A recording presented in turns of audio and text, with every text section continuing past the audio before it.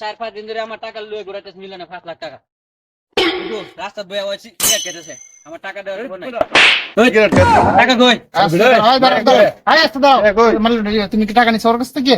টাকা নিছি তো কত টাকা নিছো? 5 লাখ। ওর কি টাকা দেওয়ার কথা ছিল তোমাকে? 3 দিন ধরে ঘুরাইতেছে। লাখ তো দিবে, আর 2.5 লাখ দিবে। সাবড়া তে হবে তে টাকা নিবে। 2.5 লাখ দিবে। এ বলে কথা কই আমার দিবে। বান বান বান কা কে নিবি না। বান বান বান বান রটিয়া দিবে।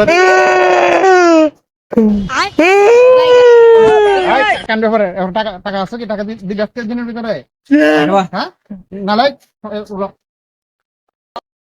টাকা দিবে? টাকা দিবে কি? কত টাকা দিবে?